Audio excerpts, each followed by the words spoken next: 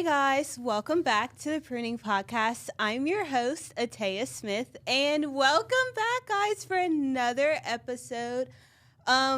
These past few episodes have been so good lately, and it's just about to get a whole lot better. We call him the relationship expert. But I have Mr. Derik Godeaux on my podcast. What's up, Ataya? How are you? Good. Okay, guys. So, ladies, you remember I posted him on my story. I was like, ask me some questions. Like, what do the girls want to know? And, like, y'all over-delivered. So, I literally love y'all. But Mr. Derik has walked me through so much relationship advice and just life advice in general. Yeah. And so, I'm just grateful for you because there's not really a lot of wise men in this world that first off, I didn't know I was the relationship expert. I am, very pleased to know that I have a reputation that precedes me. Hopefully I can live up to it. But thank you for having me on. I'm really happy to be here. And yes, we have had a lot of discussions about relationships. And, I think I have the advantage of, like those who gave me advice way back when to have kind of gone through the path before, if that makes sense. So I hope I'm of good use to you today. And you're happily married for 15 years, right? That's right. Yeah, we made 15 years in December, this past December. So I have 3 kids, 10, 8, and 6. And, my wife and I, Rachel, we're very, very happy. We're in a very good spot. And I feel like at this point in our relationship, and I know this because there's been a lot of things that have not gone right, if that makes sense. Yeah. But there's a lot of things that have gone well. But through that whole journey, this December, 15 years, it's like, is it really that better than 14? Yeah. A little bit, but it's an even number, so maybe it kind of makes sense for it to be a benchmark. But, I remember when my parents had made 15 years, like I remember that year and I remember when they made 30. So, but first off, it was kind of like a sentimental moment because I'm like, dang, we've been married for 15. We've been together for longer, but 15 years is kind of a long time to be rocking together. But I look back at the advice I've gotten, the things that we've kind of gone through together as a couple, and the trials that we've persevered through, and I'm just happy. There's not a lot of things in my life that I can say are really strong foundational things that regardless of what goes on, they're always right. And I can say confidently with my wife, like that is outside of my relationship with God, I don't know if there's any other thing that is absolutely stable, Yeah. That's great. Yeah. I love that. Well, I'm going to want to know, like, I already know, but like Sure. everyone's going to want to know like how this story came together. It's actually really funny It's and a funny interesting. one. And I feel like I'm Miss Rachel because, Okay. we're the same personality. But yes, okay. So, question I ask everyone that comes on the Pruning Podcast is, what is one thing that God is currently pruning you on right now? Personally or in the relationship? It could be anything. Yeah, I think for me, it's being gentle. And like I come from the Godeaux, the boys, man, we're a little tough to get to be around sometimes. We like to be right. We're real intense at times. We like to win. We're not ones to just kind of kick our feet up and be like, all right, this is it. We've made it. We don't do that. Yeah. Because we like to build. We like to do things. And I'm fortunate enough that my wife is the same way. So she's able to really match my energy, which can lead to some, you ever saw like 2 rams like butt heads? Yes. That's usually how it goes, except my wife usually wins, Yeah. Happy wife, happy life. That is true. And it's really not because I let her. It's just, it's easier for me to kind of give up the ghost in a sense than her, but it's really just being gentle. Like I'm an entrepreneur. I own businesses with your mom, and we operate at a fairly high level, and there's a great amount of stress that's associated with that at all times. And a lot of it is self-inflicted. Like I'll put it this way. I heard it said, you can be in pain. Like you can't really choose pain, but you can choose whether or not you're suffering, right? Like that stuck hard with me. Yeah. So I realized that this pain associated with running these businesses is something I choose, and I love it. Like I love growing. I love the idea of being in a place that my family hasn't been in before to like trailblaze and all that. But it's the suffering part, right? Yeah. That I kind of have a hard time with, because I do kind of take things personal, and how that translates to my relationship with my wife and my role as a dad. If I don't decompress before I get home, that pain and suffering that I felt all day, like just fighting the good fight and trying to grow the business and do all the things that I know God's called me to do. If I don't decompress, it is like that pressure is going to release somewhere. And if I don't do it before I get home, sometimes it's to my wife and to my kids. And that is absolutely not fair to them. So I'm just trying to work on being more gentle and being more nurturing. You know, my wife, she's not one that really needs to be nurtured. You know her. She's a lion or a lioness, I guess you could say. But she's not one that is very sensitive. I'm actually definitely the more sensitive one in the relationship. I think most men are the sensitive ones. You know, we like to be held, Ataya. Don't take that from us. You know what I'm saying? We like to be held. But that idea of just being gentle, that she's really always getting my best, that my kids are always getting my best. You know, it's easier to do that in the morning sometime, but in the afternoon. But again, that's the thing I'm working on most, is just trying to be more gentle. Yeah. That's good. And that really was good when you said you can't choose pain, but you choose suffering. Correct. And it brought me back to Pastor Eddie's message about like, you still can have joy despite your circumstances. Yeah, it was so good. His message was so good. Yeah. That was good. Okay, so give us a little like recap, like I guess like 30 seconds, not even 30 seconds, but like you and Rachel, how y'all met, came together, ups, downs, all around. So I had known her sisters for quite some time. We actually served in youth ministry together, Lauren and Kristen. And Lauren and I were extremely close. We served in youth leadership together. And I mean, I'd known her for a long time. And never really met Rachel through all those years. I mean, I'd seen her kind of in passing, just knew her as Lauren's mysterious sister. And, you know, I don't know how like loose I can be on this podcast. It's G-rated. But, you know, I was in college at UL. In a biology class, and I remember she walked in, and I remember exactly what she was wearing that day. I remember this. So she was wearing UGG boots with a short jean skirt that was frayed on the bottom and a long sleeve camo shirt. Oh, wow. I remember how she had her hairstyle. It was kind of like shoulder length, like kind of like a little bob cut, you know? Yeah. And she was just walking in with swagger. And I mean, it just caught my attention. And the funny thing is I didn't realize she was Lauren's sister at first, because I'd never met her a whole lot. Yeah. But when she got closer, I'm like, Rachel, right? She's like, yeah. So she sat next to me. And listen, I was not Mr. Smooth, okay? Like I had no riz, right? I don't know. It's kind of weird, right? I really didn't have a whole lot of game. I wouldn't, maybe not say it like that. I just didn't, it wasn't my big focus. You know what I mean? I was just trying to get through school. I was working a lot. But I mean, she stuck out like goodness gracious, you know? I was like, Lord, help me. But we started hanging out through that. We were studying together, and you know, she really wasn't interested, as she would tell the story. And I kind of got that vibe for sure. There was a couple moments I was really like, and this was like 8-9 months in, I'm trying to put feelers out, like, could she be like romantically interested? 8 months in, just liking her? Yeah. I was really suppressing it. You know what I mean? I was trying to be cool about it, but we were a good ways in, and I would start to drop like feelers and stuff, and she'd be like, "Oh God, no, absolutely not." And I'd be like, "Yeah, definitely, no, I'm definitely not interested," you know. But she went away, so we went on a missions trip that May to Honduras, I believe, and so it was our pastors, my parents, a couple other friends as well. And we went out there, and I fell in love. I mean, I was just nothing else mattered, genuinely in love, could not shake it.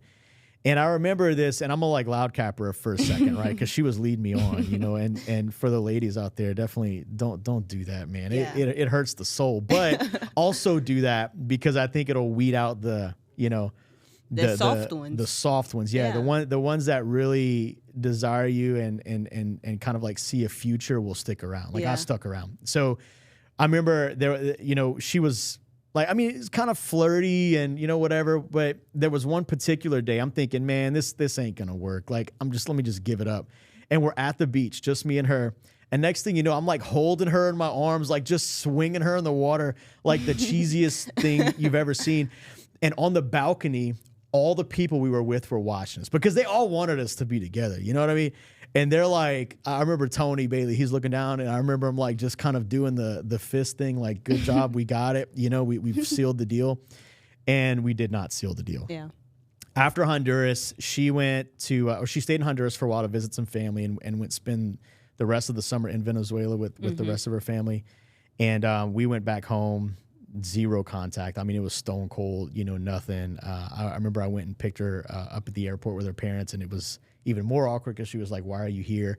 But again, it was just like, because she didn't really think of it like that. Yeah. But one thing led to another, and, she's told me this, so this is not my words, right? The thing that stuck out to her was, number one, my relationship with God. Yeah. And number two, I was persistent. And number three is because I played guitar, because she's a rock and roll nerd, but eventually, it kind of came back around and we're together. But yeah, it started off a little. Yeah. Wait, but tell us about, cause I know like a part where it was like, you told her, cause she so y'all did the no contact or whatever. Yeah. Y'all just didn't talk. And you were like, I'm not going to keep playing these games with you. Like, you're going to be with me or you're not. Yeah. So when she was in Venezuela, I got her grandmother. She was at her grandmother's house, her abuela. So I got that number from her mom. Her mom loves me still to this day. I have a great mother-in-law. Like, I'm so blessed to have a great mother-in-law. She's awesome. And so I got her number. I called her abuela's house. And in Spanish, like, she answered the phone. And, in Spanish, she told Rachel, hey, there's a gringo on the phone for you. And so Rachel was like, I don't know no gringo. And it was like, hey, it was like literally a 30-second conversation. I was like, okay, well, just calling a check. And that was that. I didn't try again because I just felt so weird. So she didn't know why I was at the airport. But after a while, after about a week or so, and listen, we hung out every waking moment. I mean, we were always together. And so she got back and things were just different. Like, we weren't hanging out. There wasn't an excuse of, hey, we have to study. Or I didn't have an excuse of, hey, we have to study, so there was none of that. And things just kind of started to go a different way. And so we were still hanging out like maybe a couple times a week, but I started hanging out with, my friends more. I had gone on a couple different dates, and this was in a period of like 8 weeks, right? Because I'm thinking, man, I gave up. And now I know this now. This was the summer where I was most, from a relationship perspective, available, right? Yeah. But I stayed indoors. I literally played video games, and I worked 3 jobs because I'm like, I am not even going through the temptation of wanting to fall in love with anybody else. Like, I am not. Like, I'm my heart is set, So, she's kind of doing the same thing. And there was a moment we're hanging out, and we're at the Cajun Heartland State Fair or whatever, just kind of hanging out. And we're driving back home, and she's crying, and she's not. I mean, she's cried maybe twice in our life. One time when our son was born, and one time this time, and she's just not over. Like, I don't say over. She's not super emotional like that, but she doesn't wear her heart on her sleeve. But we're driving back, and I remember we're at the Waffle House, dude. It's like 10:30, 11 o'clock at night, and she's got mascara running down her face. And low key, I was like stone cold about it. I mean, I was gentle with her. Yeah. Like, we were sitting on the same side, which we never did, same side of the bench, the table. And she had her head on me, and she's like, I just don't know what to do. Like, I think I like you, but I just don't know. And I'm just stone cold, bro, eating that waffle. Like, that was a bitter taste of waffle. Cause I'm thinking, I already know the solution to this situation, but I just didn't. I mean, I was ready to commit to long-term. Like, I was ready to get married, and in her mind, she wanted to travel the world internationally. She wanted to go to Singapore and want to go to Egypt to study abroad. And she thought that being with me would prohibit that. She didn't know that, I'm down to go, like, like, whatever. So the next day, I'm like, hey, we got to have a talk. And so we went, kind of hang out a bit, and we're driving back. And I just, like, I laid it all out. I said, listen, we can't be friends anymore. Not in the way that we have been. And you have a decision to make right now. I was like, we can be friendly, but we're either going to be together in like a romantic dating relationship, or we're just going to be friendly. And I said, either way, I'm good. Like, genuinely, I would prefer the relationship with you, which is why we're having this conversation, but you have to pick. And immediately she was like, all right, well, let's date. And so, I mean, I was trying not to like smile. I felt like I had, my master plan had come into play, but it was a hard fought battle. And, I'd say a battle, but it wasn't fighting her. It was just more fighting like expectations, and we weren't aligned, or we didn't think we would be aligned on the things that we were actually aligned on, Yeah. That's really good. I've heard that story so many times, and I love it. I guess my question would be, like, for that person, like, how did you know that she was worth waiting for? Because your relationship with God is number one, and I don't know if hers was number one at the time. I know Miss Rachel had a little up and down. She had a dicey situation. A dicey situation. So, like, how did you know, like, okay, I'm going to wait for her and I'm taking this chance? Because she could have been like, okay, let's just be friends. And you could have been like, I just wasted all this time. So I wouldn't have thought of it as a waste of time, honestly, because I enjoy just being with her. And I would have been disappointed. And I think I would have always looked back and been like, dang, the one that got away. But that's why, because I'm not a very, like, I don't want to say I'm not upfront. I'm genuine and I'm transparent, but I'm not one to be aggressive and like, let me just take what I want. Like, I'm not going to do that. Like, I don't find that attractive even. Like, it's a turn off to me. Even now in my relationship, when I don't feel desired or when I don't feel like I'm wanted, that's a big turn off for me. Like there was one compliment. And so ladies, if you like a man, okay, let me tell you this. If you give a genuine compliment, even to someone you're not like romantically interested in, they will not forget that compliment ever, because guys just don't get a lot of like that, you know? And I remember there was one time I had just left the gym and I had a really good like shoulder pump. I mean, it was a good workout and I'm not that guy, but I had a muscle shirt on. And I remember I saw her in the mirror hitting a double take on me. Oh, wow. And she complimented, and I still remember that. Like, I'm like, dang, let's go. I'm like living it up. But I don't even know where I was going with that. What was I saying? Oh, so she was worth waiting for. Yeah. So she was definitely worth waiting for. But how did I know that she was the one? There was a couple things. For me, I'd been given really good advice that, hey, do not make your list of what you want in a significant other. But if you make it so restrictive, no one will be able to live up to those standards. And I know this is a conversation you and I have had, that this list of like wants and desires in my partner, it can't, like, you have to break it up into negotiables and non-negotiables. Yeah. And not my non-negotiables were, and look, I can be honest on this podcast. Yeah, you can be honest. 100%. So my non-negotiables were as follows. Number one, she had to love the Lord. I wasn't trying to be unequally yoked. Yeah. That's not a battle I wanted. Number two, they had to have wanted kids. Number three, my family has to love them. And number four, I need some curves. Okay, that was it. And I was flexible on where the curves were. Okay, look, y'all were being transparent. Don't judge me. But also it was the last thing on that non-negotiable list, and it was like right in the middle. I actually I had two columns on the page. Yeah, it was in the middle because I'm like, I would move this to the non-negotiables. This is just like I really want this. That's what you desire. My wife has curves, so she does. It worked out. Yeah. So, but my non-negotiables were all the other things, and these were more like stuff that when I meet someone, I'm looking for this stuff, right? Like this is the things that make you stick out. But when we get to the point where we're on a date, 2 dates, 3 dates, like we're deep in it, this non-negotiable, like it is a hard cutoff for me. And so that really opened the door to a lot of stuff. But what's crazy is this. I made that list and really started looking like, all right, these are the criteria that I have. And Rachel was the first person that I had really kind of gotten romantically interested in after I made that list. So looking back now, talking with you and with other people too, I think it's a matter of knowing what those non-negotiables are and then timing. Because my wife and I we're married now, but the timing wasn't right when we first started hanging out. Yeah. There were some things that I didn't know, and I can see this now. At the time, I wasn't mature enough to see, but things that God still had to work on, both with me and her, before either of us were ready. I was way too attached to her. Like, I'd really started to put her above God, in a sense. And not like intentionally. It just, I was infatuated with her. I was in love, And for her, she had like her list of non-negotiables. She wanted a tall, dark Latino. Oh, wait, what's his name? Javier. No, I'm not going to say it. I'm not going to say it. I'm not going to loud cap it like that. And maybe you have a big audience, but But they don't know who that is. No. But it is, and you know, of course, this was someone she had been interested in long ago. But it wasn't that thing. It's just something I kind of roast her on. I say his name like really spicily, but she wanted a tall, dark, you know, Latino man, and I am not that. I am 5'8", which is average height. I am super Caucasian. You know what I mean?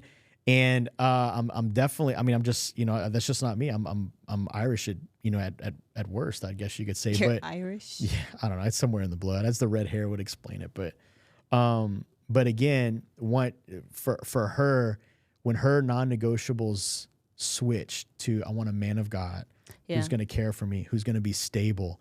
Then at that moment is when, like, I became an option in her eyes. Yeah. That's when that switch happened. Yeah. Yeah. That's good. And I remember being at that point to where I had to, like, I remember I was maybe like 15. I started making this list because, you know, like, I'm in 9th grade. So, yeah, maybe 15 when I went in high school. And that list was so long at first, like non-negotiables. Yeah. Like, you have to. I remember you sharing me your list. I think it was after that even. Yeah. It was like a long list of, you're like, Ataya, like, you got to be realistic now, you know?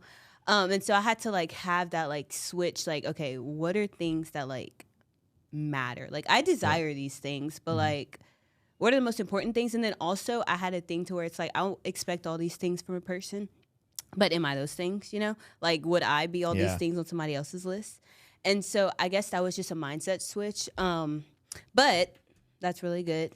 So no, go ahead. Oh, so okay. you had a question. Yeah. You had a question? Well, I was going to say this, that, you know, it's like, and I remember there's this website, I don't remember what it was called, but you remember we did this on the cruise, right? Yes. And the premise for the viewers is you list, it's based off of like census data from the U.S. Census. Yeah. You list all the things you want, like in a significant other. So you could say like, I want their income to be this. I want their height to be this. Yeah. You know, race or ethnicity to be this. You know, weight to be this. And it will tell you the percent of the U.S. population that fits what you desire. And I think mine was like 0.10%. Yeah. So all of the ladies that did it, none of them reached over 0.5%. So 0.5%. That's very small. So my question after they all did it, I said, okay, it's okay to want this, but are you a 0.5% woman right now? And like, I mean, right now, let's just say let's just say best case scenario, I'm a 1% man, like me, Derik. Okay. Yeah. I was not even close to that. Like at least from an earning capacity, I wasn't even close to that in my early 20s, you know, because it takes time to develop. Like, I mean, most people don't hit their peak in terms of success and ownership until honestly their 50s. Oh, wow. Like I'm 36 and I am fortunate enough to have achieved most of the things that I've always wanted in life. But I'm in the minority and I'm super blessed and I've got awesome business partners and we've done really well, but I didn't start there. Yeah. And so it's like, and I've told you this too, it's almost like buying stocks. You don't know which one's going to hit, you know what I mean? So, but you have to make a decision based off of the best information you have on hand. And so that's why it's like, do they love God? Are they a man of integrity or a woman of integrity? Does your family like them? Because your family is one of the best vetting tools you have, right? They see things that you don't. Yeah, it's really hard to deceive a father of a daughter who is not wanting to give his daughter away to some bum. You know, it's really hard to deceive them. They will not trust you. They will not believe you until you've proven yourself, you know. But anyway, so, yeah. That's good. So all that to say, it just shows that how pre-qualified you are, like just all the advice you've given me, but whatever. Goodness. I guess everybody already believes you because I'm like, okay, guys, I need like, what are questions that like you have? Because I feel like we have like people we can ask these questions to, but it's like from a male's perspective because you've been there, you've been the male, you know? So, and you probably give better advice. Still am the male, actually. Yeah, you still, you haven't changed yet. But you give better advice than like a woman because they're not coming from, I mean, they probably still, I'm saying like, it's from your perspective. Does that make sense? Yeah, definitely. I wouldn't say better, but different perspective. A different perspective on these things.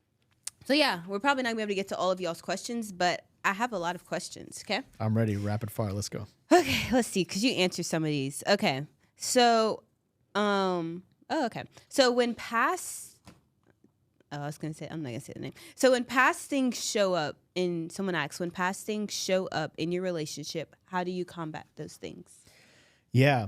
So if past things are showing up now and like, so like if it's me and my wife and we have things that show up from our relationship prior, we're doing it wrong completely. So I've learned very quickly, and this is recent, y'all. Like, I mean, like I said, we've been married 15 years. This was like year 14. This revelation finally hit. And all the people I trust had told me this long before, but I had a health event, right? And I realized I had bottled up so much stress that I thought I was having a heart attack, but it was an anxiety attack. Yeah. Like I've never shared that with anyone other than my wife and my business partner. No one's ever known that. Wow. But I had panic attack last year. You did tell me that. Did I tell you? Yeah. Okay. So I didn't know what it was. And I was just frightened. I mean, EKG was, and I'm like, dude, I'm 36. I do a lot, and I eat pretty well. I exercise, but it was stress related. And I realized that I would bottle all this stuff up and then release it at a time that it just couldn't be contained anymore. And here's the problem with that if I do not address things immediately as they come up, and this is like relationship stuff or anything, then they're going to be held onto and later they're going to pop up, and that is not fair. Yeah. So if I'm holding on to something that my wife did 4 years ago, I'm holding that against her, and that takes an actual physical and mental toil on me. Yeah. I mean, the Bible says like that is like a biblical thing, like you're forgiving people for them, but you're also forgiving them like for your own safety. You know what I mean? And so, so we don't hold it in now. If we have an issue, like this is our policy. If we have an issue, it's discussed before we go to bed, which is also biblical. Don't before let the sun go down. And, but we address it right away. Yeah. And that way there's no potential. And if I feel the need to bring something up later, first off, it should be done in repentance, like my bad, because I held on to this for so long, and that's my fault, because it is 100% not fair. Yeah. If you have an issue with your significant other and you're waiting so long to bring it up, that's on you at that point. Yeah. Yeah. That's good. And like, but like I have been, walking through that, because it's like I didn't realize I'm a very confident person, and it's not just like looks wise. It's just like I'm just confident. Like I've never been like insecure girl. Well, I have been that girl, but like I've overcome that. But I'm just saying I'm a very confident and direct person. Yeah. And so I guess it's very hard for like people who aren't close to me, like they would be scared to correct me. Like I have friends that are scared of me, not necessarily like scared of me, but I was like, I tell you, your friends don't ever want to tell you when you do something wrong because they're scared of your reaction. And so I feel like that just built up like a lot of pride in my life. Like I just have such a strong, it's releasing, but like I didn't learn that until I got into a relationship, like how much pride I have. Like, do you know how hard it is for me to apologize to someone that's not my mom? And God's like, yeah, I tell you, like, I'm perfect. Like, I don't need, like, a man, he finds a wife, he finds a good thing. I'm the good thing, Like, I have nothing wrong with me. And it wasn't until I got into this relationship that I'm like, okay, like, I wouldn't have learned it any other way besides having to apologize, like, okay, I'm wrong. Because it's like, those friends aren't going to sit here and be like, I mean, I do have, like, a Shayla and those friends that are like, you're wrong, like, you need to apologize. But 90% of them will never tell me I'm wrong. And so I'm thinking I'm always right. And that just led to pride. And I let the sun go down many of times, which is not a good thing. But yeah, that just reminded me of that. Well, I think like, so you are a strong woman. My wife is that. My business partner, your mom, is very much that. Like, so I jokingly say this all the time. I'm constantly surrounding myself with strong women, so I always know when I'm doing something wrong, you know? But I genuinely value that. The trick for you, I think, is because, the Bible says, men or husbands respect your wives, and wives, submit to your husbands. It's tough, So I'll say this, and this is, I guess, advice for you, for everyone, as a man, respect means to lift up, right? Like I am always elevating my wife in front of other people. I'm never talking bad about her. Like, I mean, she is queen, you know what I mean?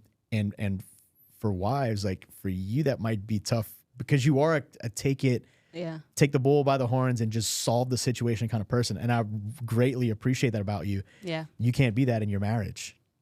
You can't be that in your relationship. And I say relationship, like literally marriage. Cause it's not, girlfriends submit to your boyfriends. That's not what it says. It says wives submit to your husband. So but you just have to be a different element or a different type of setup when you're with your husband. You have to kind of submove to them. Yeah. And there's a whole study on that you could do. Like, I know my mom told me I need to get that book. It. Was it you and Rachel got it? The love language. Yeah, the 5 love languages. Yes. That's a really good one. Yeah. Okay, that was really good. Okay, so what are some of the most common struggles men face in relationships? I think it's so I'll tell you, like, my experience. One of the biggest ones is being vulnerable in a sense. So and I don't want this to sound like too much of a generality, but like my whole life, it was like, hey, be tough, like suck it up, and a lot of it's said jokingly, you know, like man up, but it kind of conditions you to not overshare. Also, there have been times where I have overshared my feelings and it's been used against me.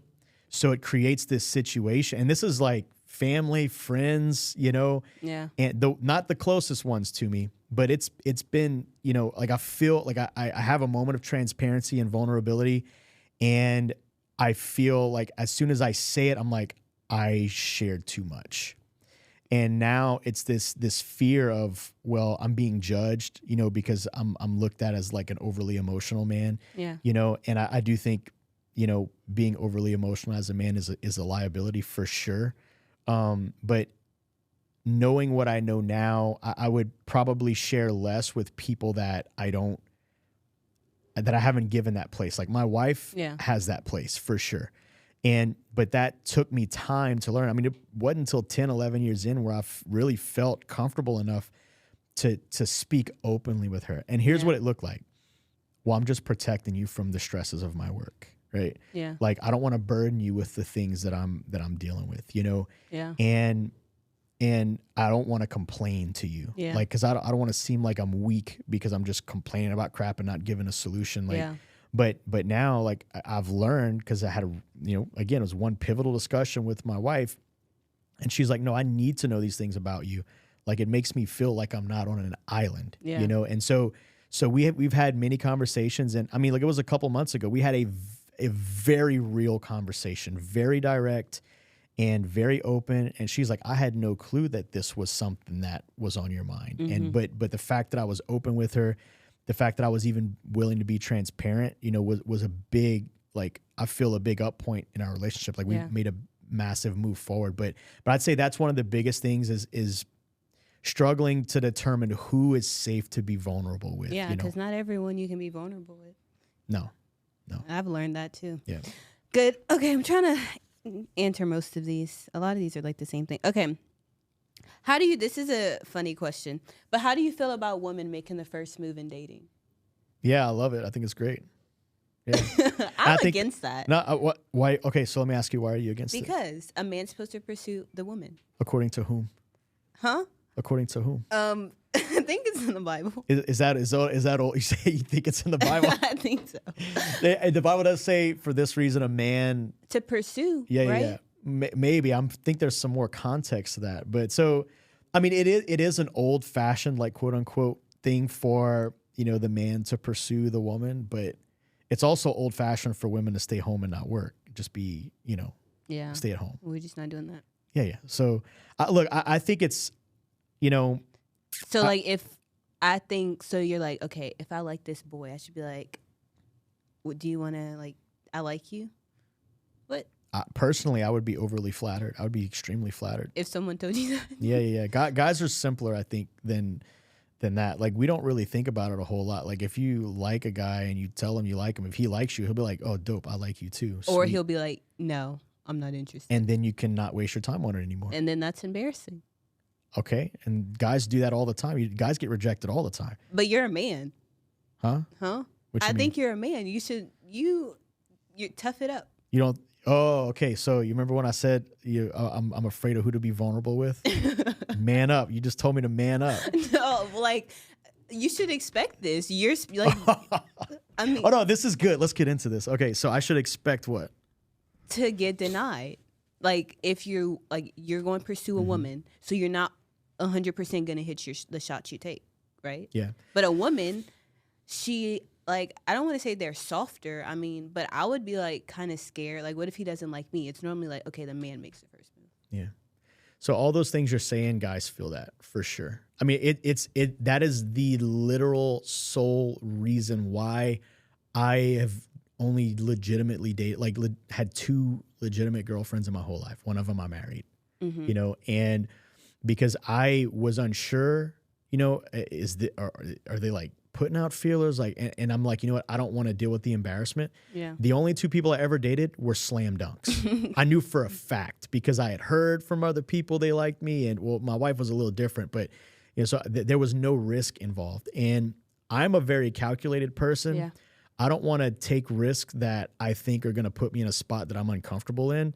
And I'm just not going to do it. Yeah. And so I think like all the stuff you've said you feel or would be like concerned about, like, I don't want to get rejected. You know, what am I going to be? Like, I could be embarrassed. Like, what if it's in front of other people? What if they tell their friends about me? That's all the stuff you're saying. That's exactly what guys feel. You know, the very confident ones, you know, they've just been rejected enough that they're desensitized to it. Like, I legitimately don't care. You know what I mean? But I don't know if that's a good or a bad thing. I can't really opine on that because that's not me. I can only speak from my experience, but I have no issue with a woman. Anyone. What about like proposing? Yeah. That's got to be the guy. I am old fashioned in that sense. Now, I think it's, again, speaking from my personal experience and my friends, and, you know, my youngest brother just recently got married. Yeah, you're all you married. know, yeah, we're all married now, all the siblings. But that conversation, I think, should happen before. If it's a surprise, like, proposal, you know, the only person that should be surprised should be the lady, the one being proposed to. Like, discussions should have been had with the family because, again, I don't think it's healthy to start a relationship with the family on the outs. You know, like there's conflict, like they're unsure about you. Like, everyone needs to be bought in. Yeah. There should be a discussion. Like, again, like, and this is stuff I'd imagine, you know, would be discussed while you're dating, is like, why, like, how many kids do you want? Do you want kids at all? You know, do you want to move to Singapore? You know, would you be willing to move? That was a legit conversation that I had. I'm like, 100% I'll move to Singapore for you. And y'all were about to move. And your curves. Yeah, no, we were absolutely. Yeah. I would have moved to Singapore for the curves, man. I was all in it, you know, but no, I think the guy should propose for sure. Yeah. Got it. Okay. So what is the main thing that shows a man is no longer committed and that he is done? Oh man, I don't know. That's a tough question. Yeah. So I look, again, I can only speak from my experience. But like, you know, men in general. You grew up with 3 brothers. Yeah. I mean, yeah. Look, I would say this. I know for sure that you can tell when a dude is done when it's the walk off moment. Like, nah, like, I'm good. Like, I'm calm. I'm not mad. I'm good. I'm done, actually. Like, I'm really good. You know, I've seen that rear its head a couple times. Like, again, for me, the one other serious relationship I had, it had kind of come to that point. Like, I wasn't mad. I wasn't bitter. You know, I was good. Like, I'm good. This is not healthy for me anymore. You just don't care. Yeah. And I would just call that resolve, you know, when a guy, especially a guy who's like not normally keen to make up his mind quick, he's slow to decision making. When he makes a hard decision, he's like, I'm out. Like, yeah, it's pretty obvious. Yeah. That's good. Okay. Let's see. Okay, so I guess you kind of answered this question. How do you know when you found the one? But yeah, so yeah, no, I didn't actually. So I mean, I said like how I had felt, but I have a very strong opinion about this, and I think it might be a little, you know, southpaw, as they say. It's a little spicy. So okay, this whole idea of soulmates, I don't really believe that you're born with a soulmate. I think soulmates are created, right? Like, I think there are soul ties that occur. And you know this, right? Like, if there's ever any intimacy, like before marriage, like, I mean, you've been in church long enough, you know, like, there is a soul tie that's created and you were forever tethered to that person. Yeah. And, but I strongly believe that, you know, and I'm basing this off of my experience in marriage, that, you know, when you say soulmate, there's an insinuation that you're perfect for one another. Like the universe, God has ordained that you are to be together, and everything that God's created is what? It's good and perfect, right? So thus, if we're soulmates, we're saying that God has made us good and perfect for each other. But that's not the case. Like God never, like, man, dude, I can go in on this. So God created you in a perfect way, right? But you are not currently perfect, and you will not be ever until you go to glory. Yeah. But our whole lives, we strive for that perfection. We strive not to be perfect, but we strive to be not even worthy, but we strive to be obedient, and we strive to be faithful, right? We want what our Father wants for us. But when it comes to relationships, right, two people will come together, and the person you start out as will not be the person you end as. Yeah. I look at who I am now compared to who I was when we got married, and the only thing that I can thank God for is thank you, God, that my wife bought low. Like, we're talking about stocks, like she bought the dip. You know what I'm saying? Like, she was not, she didn't, but like, this was a penny stock. It was making no money. It was worth nothing. Yeah. But, but she saw something, and she saw those non-negotiables, and guess what? We've grown. Who she was then and who she is now, dude, completely different. Like, so we've grown together, and over time, as we've grown together, we've grown like into each other in a sense, and we've become like more perfect soulmates than we were 10, 15 years ago. So I think this idea of like, who is the right person, I don't know if you can answer that. I think you can say that some people are more right than others based on your non-negotiables, right? Based on, does your family vet them properly? But again, so it's that non-negotiables list. Yes. Yeah. Yeah. I feel like I encourage all my friends to make one if you don't have one, because you just go in blindsided. Yeah. And like, I guess like my last question would be, I just thought about this, but I feel like there's this misconception about like unequally yoked, like it's like you want to be equally yoked with someone, but I feel like it's not necessarily just someone who says like, I believe in God, because anybody can believe in God, but like, do you pursue God? So like, what is equally yoked, like in the relationship sense? Because I don't want no one who's like, yeah, I believe in God, but I'm gonna go to church once a month. Or like, you want someone who's like, you're running after God and they're running after God, and it's like the triangle Pastor Brandon always talks about. So can you talk about that? Yeah. So one tip to everyone listening, in marriage, you will have disagreements often and regularly, and they will be more pronounced in the early part of the marriage than other times, but they will never stop. You always have disagreements, but what I have found is that the things that we disagree over now, 15 years in, are the things we disagree over are usually pretty big things, or I'm sorry, it's the opposite. They're pretty small things, right? Yeah. It's not like foundational stuff. Yeah. Think about this way. What would you rather? Would you rather be in an argument with your spouse over, hey, which school should we send our kid to? Or would you rather be in an argument with your spouse over, hey, I don't want to follow God anymore. I want to follow this other religion that is complete, like Southeastern Asian religion. What is a battle you would rather have? The schools. The school, for sure. Yeah.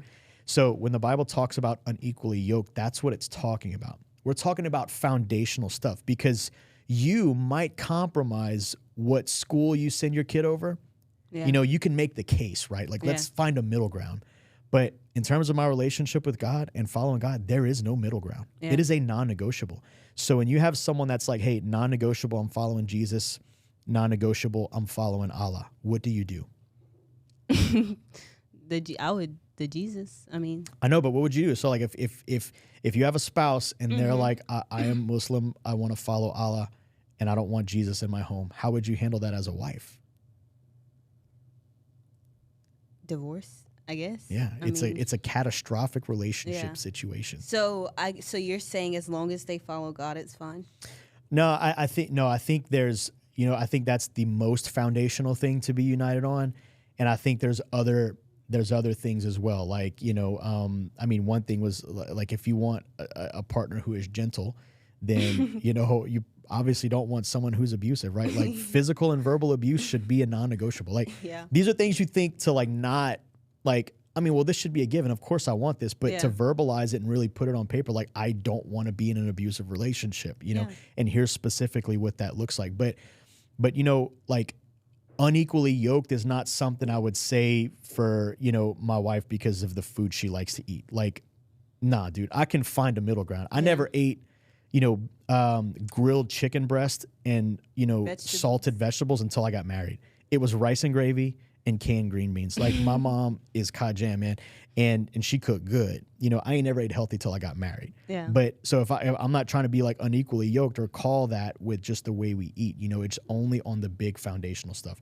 Basically, if there is something we disagree on, can this thing, is this cause for a marriage to end? Yes, then that's probably like unequally yoked territory. Like we need to really figure that out. That's good. Yeah. Okay, I can't. It's so sad. I have so many questions, but I mean, I see all the time. But I didn't even look at all. I didn't even answer half of these. But I guess like my closing out question would be like, what piece of advice would you give to the woman in like she's waiting for her husband and she's like, okay, God, like, is he the one? Like, when is he coming? Basically, because I remember being that girl, and it's a hard season to walk through. Yeah. Well, I'll say this. I don't know what it's like being on the dating scene as a female. You know, it'd be kind of weird if I did. But I will say that one thing for sure is that you should not compromise your standards. However, you should very specifically define like the separation between negotiable and non-negotiable. At the end of the day, you think of, and like I think in business terms, right? So we talk about like supply and demand, you know. If there is a low supply of something, so if I'm trying to sell pins and I've only got 3 pins in a room of 100 people who need to write something, the value of those pins is going to go up. Yeah. But if I have 100 pins in a room of 3 people, they will be expecting free pins because I've got so many of them, right? So it's the same thing like on that scene. If it's a question of I've been on this market for a minute, you know what I mean? And there is no availability. And we've talked about this. Yeah. Well, is your fishing hole big enough? Is it too small? Yeah. You know, or are you expecting things that are unreasonable to expect from people? Am I being fair, right? Like, is the way they dress on my non-negotiable list to the tune that I know yours is. That's why I'm like smirking because I know. But again, you know, it's this thing of like, look, people can change. The way that I dress now, I mean, I don't know what this outfit feels like, but, you know. Me and Shayla say you're the best dressed at church. Thank you. We'd be looking at you on Sundays like, man, if only everybody dressed like that. Like, come on now. I feel that. You want to know something crazy? Yeah. I didn't start like that. Like, legit, I was wearing flip-flops on stage to play music at some point. That's embarrassing. I look back at those videos now, and again, that's why I'm like, thank God my wife saw something in me, you know, because I was not dressed. But again, that can change. Yeah. And like, why have I started dressing better in the last several years? Well, because I kind of see, you know, husbands my age around me, like just, you know, falling into this like jeans tucked in polo vibe. And I'm like, nah, man, I want to look good for my wife. You know, like I want her to be like, man, he looks really good. You know, so, but again, I'm willing to change. But all that to say, what's the best advice I could give is specifically define your standards and hold to them. And take a regular look at them. I mean, if you again, we're fishing, right? Yeah. If you're not getting any bites, you got to check your bait. Yeah. You know what I mean? So, you know, that's what I got. That's really good. Yeah. Well, thank you so much, Mr. Derik. You're very welcome. We'll definitely have to have a part 2. Thank you for being so wise. I mean, I don't know anybody else. You're so wise. I literally don't talk to anybody else about my relationship stuff. I feel blessed. Yeah, because I just know like you're always looking out like for the best interest, and most people like give their opinion. I feel like, and not like God's opinion or like you know, upper dog. So I try not to influence because like again, I could say all this stuff, and man, God could be doing something just completely off the wall, like you know, real different than what he did for me. Is why I always say like my experience says this, but like I said, God could be doing something completely different that will make all of the stuff even today that or like on this show that I've shared could completely invalidate all of it, because really at the end of the day, he knows best. So if you're prayed up and you got your family. I mean, again, this is biblical, right? Like there's wisdom in a multitude of counsel. So if you're prayed up, your relationship with God is straight, and you've got these people around you that are speaking into you who have good relationships, then I mean, it's an inevitable thing. Yeah. Yep. Well, thank you. And the Pruning Podcast is grateful to have you. I hope you have me back. I'll be glad to come. You'll be back. Bye, guys.